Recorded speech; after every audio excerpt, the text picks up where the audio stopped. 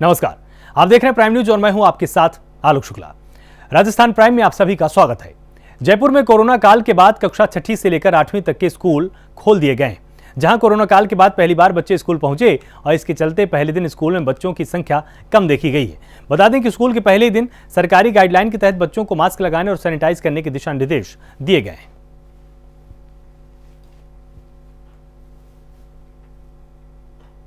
बहुत से एक तो विद्यालय सुना हो गया था, वो वापस रौनक आ गई है। हम लोग भी काफ़ी उत्साहित थे कि कब बच्चे आते हैं और उनका हमने स्वागत भी किया। बच्चों को जो पहला बच्चा आया था उसको भी हमने स्वागत किया और उसके बाद क्लासेस में चल रही हैं। और राजकीय जो दिशा निर्देश थे उनके अकॉर्डिंग हमने 50% बच्चों को बुलाया है। और अभी काफ़ी बच्चे जैसे नानी दादी के गए हुए हैं और अचानक विद्यालय खुले हैं तो उनके पास सूचना जब तक जाएगी, राज्य से भी बाहर गए हुए हैं तो उनके पेरेंट्स से भी हमने बात की, अभिभावकों से बात की तो उन्होंने कहा कि हम भेज रहे हैं बच्चों को, 1-2 दिन में जल्दी वो भी ज्वाइन करेंगे। तो हम बहुत उत्साहित हैं, टीचर्स भी बहुत उत्साहित हैं कि आएँ और थोड़ी हमारी बगिया वापस खुल जाएँ। देश भर में चुनाव में बदलाव लाने की प्रक्रिया अपने जोरों पर है। इसी क्रम में चुनाव आयोग भी पूरी मुस्तैदी के साथ लगातार जुटा हुआ है। वहीं चुनाव पर सुधार को लेकर देश भर में एक बहस से छिड़ चुकी है। इसी क्रम में मुख्य चुनाव आयुक्त आज माउंट आबू के दौरे पर थे और इस दौरान उन्होंने बताया कि चुनाव सुधार के लिए तो पहले ही अभूतपूर्व प्रयास किए जा रहे हैं, लेकिन साथ ही अब चुनाव सुधार के लिए कुछ और भी निर्णय लिए जा सकते हैं।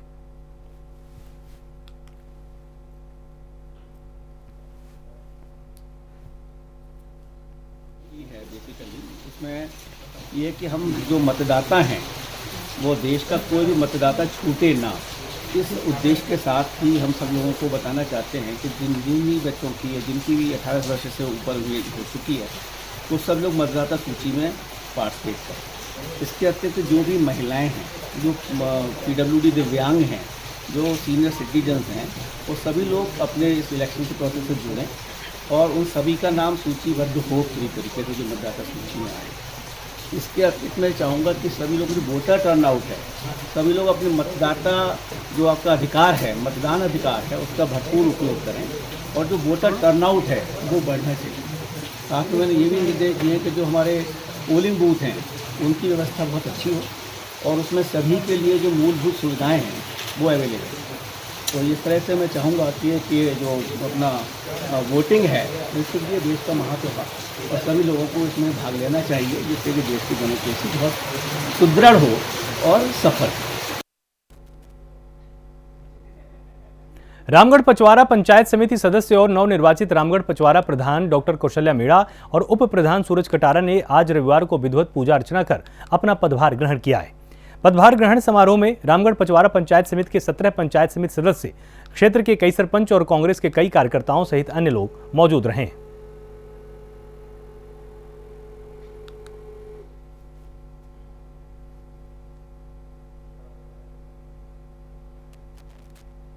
खुशी का दिन है अपन सबके लिए कि अपने 2-2.5 साल पहले एक सपना सजोया था, एक घोषणा की थी कि रामगढ़ पचवारा को पंचायत समिति बनाएंगे और गोपालपुरा और बीड़ोली को ग्राम पंचायत का दर्जा जो पिछली सरकार ने जानबूझकर रोका, बीजेपी ने जानबूझकर गोपालपुरा और बीड़ोली को रोका। अगर उनको नहीं रोकते तो रामगढ़ पचवारा पंचायत समिति उसी समय बन गई। जानबूझ के बीजेपी ने खिलवाड़ किया और उसको रोका, विकास को रोका और उसी के लिए हमने कहा था कि हमारी सरकार बनी, हमें आशीर्वाद मिला तो हम रामगढ़ पचवारा को पंचायत समिति, गोपालपुरा बीड़ोली को ग्राम पंचायत। श्रीगंगानगर में प्रभारी और ऊर्जा मंत्री बीडी कल्ला का करणपुर का दौरा हुआ है और इस दौरान बीजेपी ने जोरदार विरोध प्रदर्शन किया। प्रदर्शनकारियों ने छात्र बीडी कल्ला गो बैक के नारे लगाए। दूसरी तरफ बीजेपी कार्यकर्ता बिजली बिलों को लेकर भी नारेबाजी करते हुए नजर आए। पूर्व मंत्री सुरेंद्रपाल सिंह टीटी के नेतृत्व में जोरदार विरोध प्रदर्शन यहां पर किया गया है।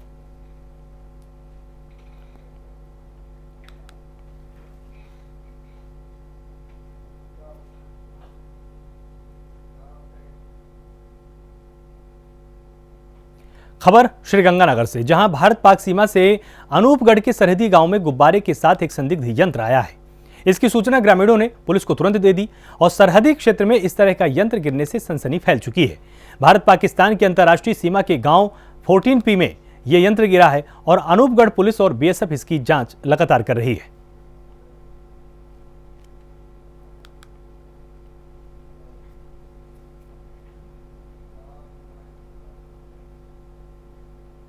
रेलवे एवं एफसीआई प्रशासन की लापरवाही की वजह से 12,472 गेहूं के कट्टे बारिश में गीले हो चुके हैं। स्थानीय रेलवे प्रशासन और एफसीआई विभाग की लापरवाही की वजह से इनको खुले में ही उतार दिया गया। तेज बरसात के बावजूद बोरियों को ढका नहीं गया, जिससे आज लाखों का नुकसान हो चुका है।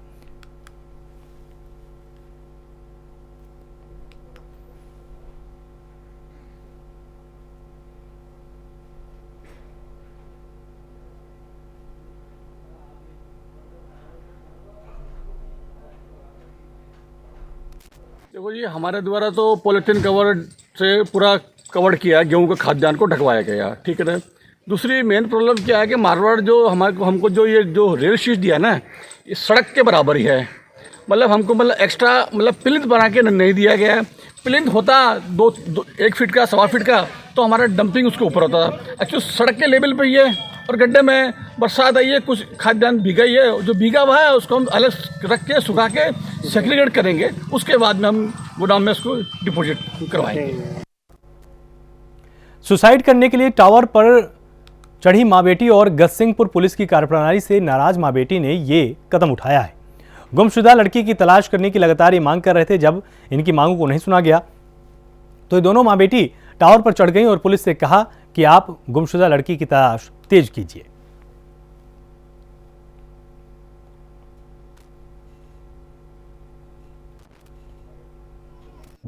हमारी बहन गायब हुई थी और हमने पुलिस थाना में दर्ज किया था, लेकिन हमारे पुलिस थाना ने कोई कार्रवाई नहीं सुनी।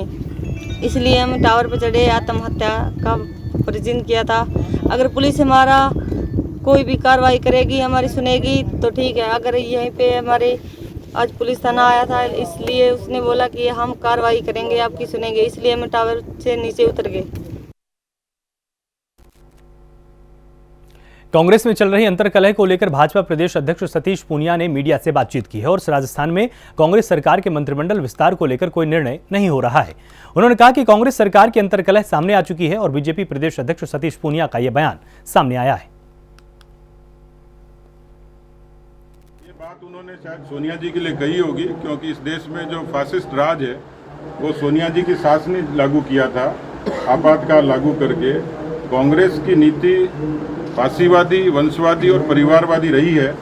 उस परिवार में न लोकतंत्र है, न कांग्रेस पार्टी में लोकतंत्र है। यदि ऐसा होता तो शायद कांग्रेस सत्ता से बाहर नहीं होती और देश में 1885 की वो पार्टी जिसने 50 वर्षों तक शासन किया, वो इतनी अप्रासंगिक नीतियों और व्यवहार के नाते नहीं होती। क्या लगता है राजस्थान में क्या मंत्रिमंडल का विस्तार होने की संभावना दिखती है आपको, या बिल्कुल नहीं? यही वापस बदलाव?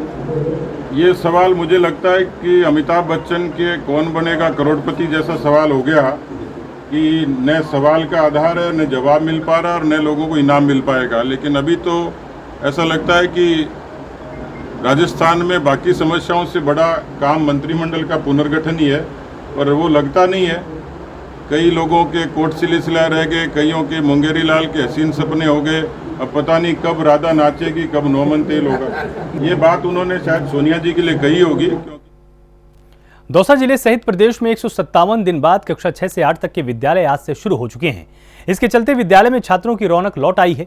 राज्य सरकार के निर्देश पर 20 सितंबर से प्रदेश की सभी कक्षा 6 से लेकर 8 तक के छात्रों को स्कूल खोले गए हैं। इसी के चलते आज विद्यालय में कोरोना की गाइडलाइन के मुताबिक सभी छात्रों को फेस मास्क और सैनिटाइजर इस्तेमाल करने के बाद ही विद्यालय में प्रवेश दिया गया है। साथ ही अभिभावकों से अनुमति की गई है और यह लिखवाकर भी लिया गया है कि कक्षा में 50% छात्रों को ही बुलाया जाए।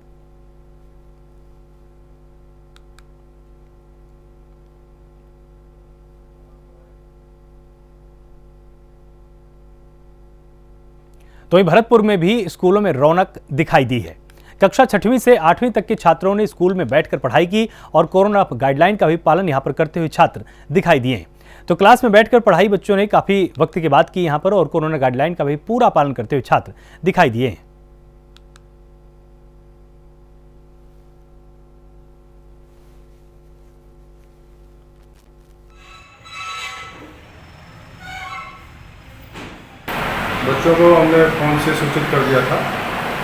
कि पेपर में भी गाइडलाइन आई है, गाइडलाइन के बारे में उनके जो बच्चों के ग्रुप बना रखे हैं हमने, वो भी मैसेज डलवा दिए थे। तो प्रत्येक बच्चा अपना मास्क और सैनिटाइजर साथ ले करके आए हैं और सोशल डिस्टेंसिंग से विद्यालय में प्रवेश कराया गया। प्रत्येक बच्चे को सैनिटाइज किया है और सोशल डिस्टेंसिंग के साथ ही सारे बच्चों में बैठाया गया है। प्रत्येक टीचर अपना वैक्सीन के डोज लगवा चुका है। उनके सर्टिफिकेट हमने हमारी फाइल में लगा दी है, वो फाइल में फाइल रखी हुई है। और यहाँ जितने भी कर्मचारी कार्य करते हैं, 4th क्लास से लेकर ड्राइवर और प्रिंसिपल एंड स्टाफ और पूरा स्टाफ कंप्लीट वैक्सीनेटेड हो चुका है। वहीं धौलपुर राजाखेड़ा विधानसभा क्षेत्र से भाजपा के प्रत्याशी रहे अशोक शर्मा ने राजस्थान सरकार के पूर्व वित्त मंत्री प्रद्युम्न सिंह पर तीखा हमला किया है। पूर्व वित्त मंत्री के बयान को पार्षद और सरपंच का बताते हुए राजाखेड़ा विधानसभा क्षेत्र को विकास के क्षेत्र की जगह गर्त में ले जाने का आरोप लगा दिया है। अशोक शर्मा ने कहा कि राजाखेड़ा का विकास पूर्व मुख्यमंत्री वसुंधरा राजे की देन है। एनीकट योजना स्वीकृत की झूठी वाहवाही लूटी गई और पूर्व वित्त मंत्री प्रद्युम्न सिंह ने अशोक शर्मा गहलोत सरकार पर हमला बोला।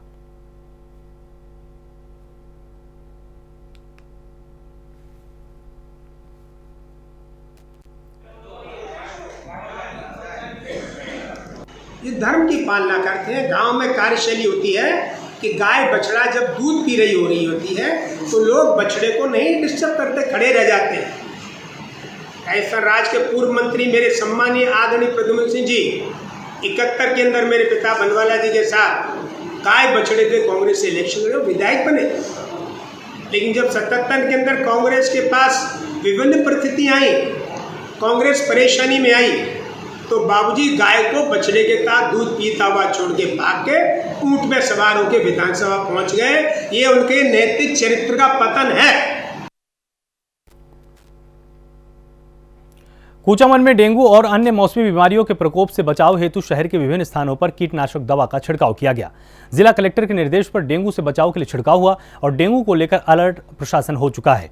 लगातार ये कहा जा रहा है कि जहां पर भी साफ पानी हो उसको जरूर वहां से हटा दीजिए और इसके साथ साथ फॉगिंग का कार्य भी बहुत ही तेजी के साथ क्षेत्र में किया जा रहा है।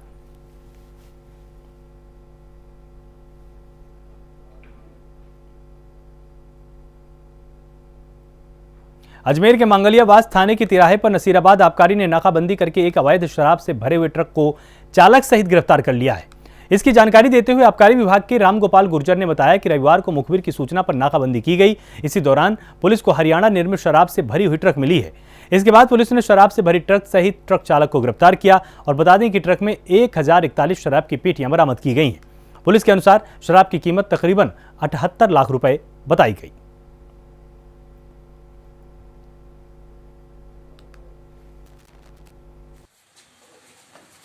अजमेर की तरफ से आता हुआ एक ट्रक कंटेनर संख्या 1438 T1371 दिखा तो उसे मुखबिर की गुप्त सूचना के आधार पर रोककर ड्राइवर को नीचे उतारकर कंटेनर को खोलकर चेक किया तो उसके अंदर अवैध अंग्रेजी शराब की कुल 1041 पेटियां शराब विभिन्न ब्रांड की और से भी हरियाणा की पाई गई। ड्राइवर को लाइसेंस या परमिट के बारे में पूछा तो ड्राइवर ने नहीं होना बताया। पाली जिला मुख्यालय पर आज जिले के रायपुर उपखंड के दीपावास गांव के देवरी का बाड़िया पर चंद्र सिंह की हत्याकांड का खुलासा करने के लिए और इस मामले की सीबीआई से जांच कराने के लिए आज सैकड़ों की तादाद में सर्वजाति और ग्रामवासियों द्वारा पाली जिला कलेक्टर और जिला पुलिस अधीक्षक को ज्ञापन सौंपा गया है।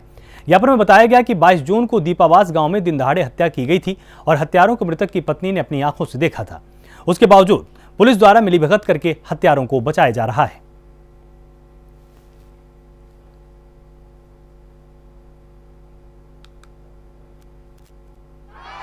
22 जून 2021 को दीपावास गांव में देवरी का बाड़िया में चंद्र सिंह की हत्या हुई और मुलजिम पप्पू गिरी को उसको मारते हुए देखने वाली उसकी पत्नी है और 4 और लोग हैं।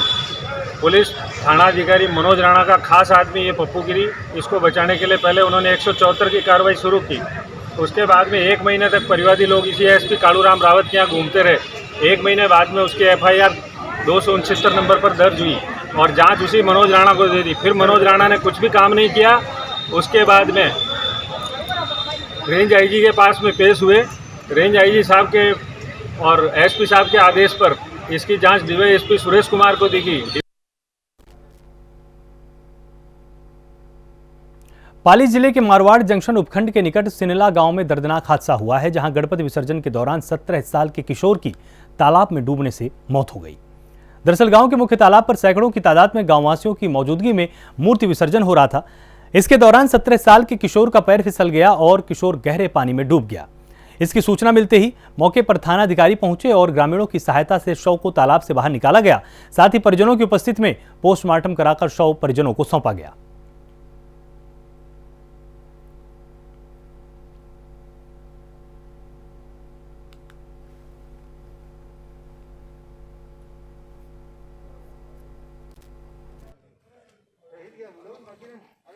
आज सिनला गांव में सूचना मिली कि गणपति विसर्जन के दौरान एक लड़के का पैर फिसलने से नदी में डूब गया है। मौके पर पहुंच करके बॉडी को बाहर निकलवाई गई और मृतक प्रकाश भील, जिसको PM के लिए मारवाड़ जंक्शन हॉस्पिटल लेकर आए हैं, इसके परिजन मौजूद हैं, जहां पर पुलिस कार्रवाई की जा करके। भीलवाड़ा में कुएं में मिली महिला की लाश के बाद से इलाके में सनसनी फैली हुई है। लोगों ने बताया कि महिला पशुओं को चराने के लिए गई थी और वहीं परिजनों ने हत्या की आशंका जता दी है।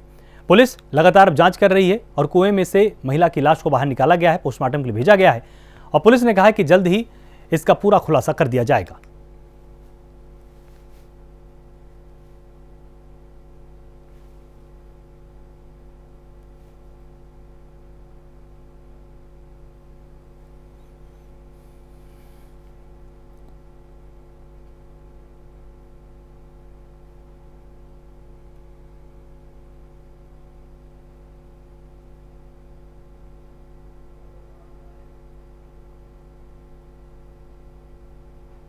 माधोगढ़ में गणेश प्रतिमा विसर्जन के दौरान नदी में डूबने से 2 युवकों की मौत हो गई। NDRF की टीम ने सर्च ऑपरेशन के तहत दोनों युवकों का शव बाहर निकाल लिया और विसर्जन के दौरान इनकी मौत हुई है।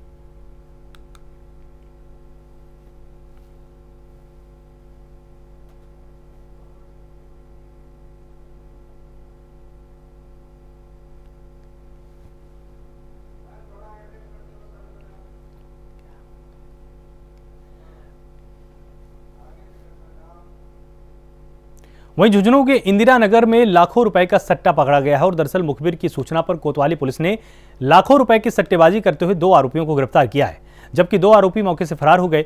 इसकी जानकारी देते हुए पुलिस ने बताया कि चारों आरोपियों पर पहले से मुकदमा दर्ज है। बता दें कि कोतवाली पुलिस ने लाखों रुपए की सट्टेबाजी में प्रयोग किए जाने वाले उपकरण जब्त किए। साथ ही पुलिस को कई सट्टेबाजों का हिसाब भी मिला है, जिसमें 92 सट्टेबाजों के नाम की जानकारी मिली है।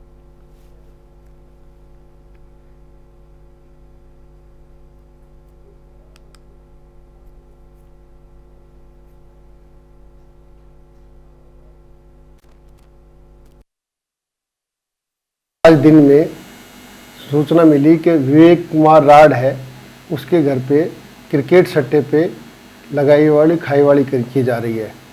सट्टे का कारोबार काफ़ी दिनों से चल रहा था, जिस पर सूचना विश्वसनीय होने पर श्रीमान SHO साहब के साथ मैं व Munesh head constable, Rupendra head constable, Sandeep Dilawar constable, Vikas constable, मैं जाब्ते के इंदिरा कॉलोनी पहुंचा। सूचना थी कि विवेक और विश्व बंधु अंदर जुए सट्टे की कार्रवाई कर रहे हैं और बाहर देश बंधु और इमरान उनकी निगरानी कर रहे हैं।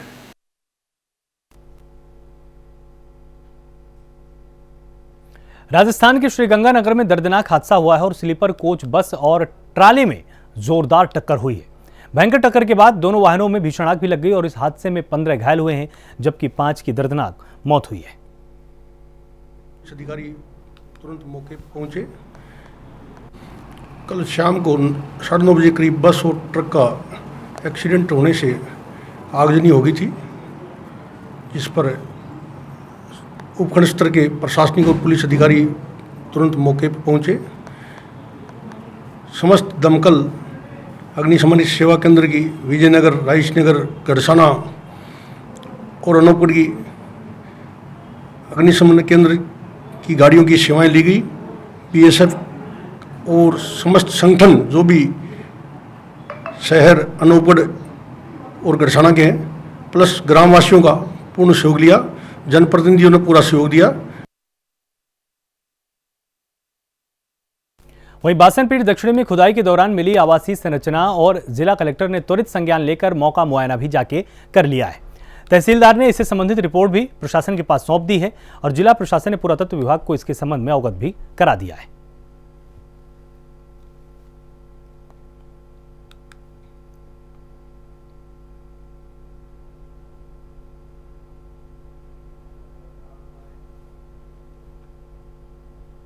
भरतपुर में ट्रेन की चपेट में आई स्कूल जा रही 2 छात्राएं और छात्रावास से गर्ल्स स्कूल जा रही थीं दोनों छात्राएं। आप बताएं कि दोनों की मौके पर ही मौत हो चुकी है और 11वीं में दोनों छात्राएं पढ़ती थीं। स्कूल जाते समय ये ट्रेन की चपेट में आ गई।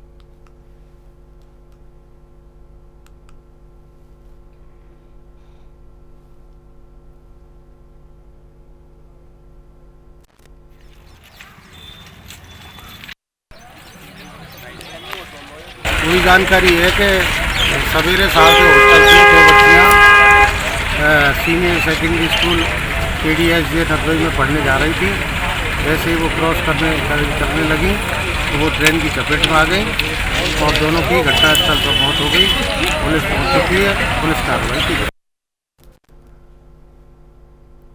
जयपुर पुलिस की ओर से सोशल मीडिया पर बयान जारी किया गया है, जिसमें कहा गया है कि सोशल मीडिया पर रीट परीक्षा के दौरान लॉकडाउन और इंटरनेट बंद की अफवाह और फेक न्यूज चल रही थी, तो पुलिस ने इसके संबंध में आगाह किया है और कृपया फेक न्यूज और अफवाहों से सावधान रहने की अपील भी की है। 24 सितंबर से 26 सितंबर तक संपूर्ण राजस्थान में लॉकडाउन और इंटरनेट सेवा बंद की अफवाह के संबंध में कोई भी दिशा निर्देश जारी नहीं हुए। कृपया ऐसी अफवाहें न फैलाएं और न ही ऐसी अफवाहों पर ध्यान देवें, अन्यथा अफवाह फैलाने वालों पर सख्त कानूनी कार्रवाई की जाएगी।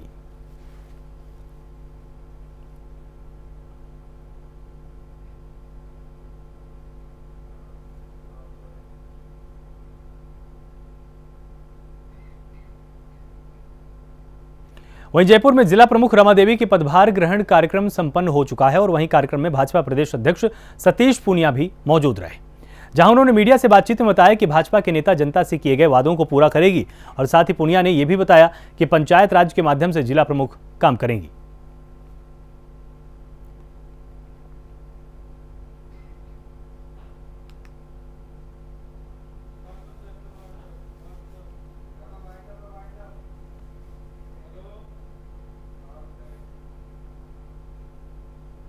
राजस्थान प्राइम में फिलहाल इतना ही। आप लगातार जुड़े रहिए प्राइम न्यूज के साथ। नमस्कार।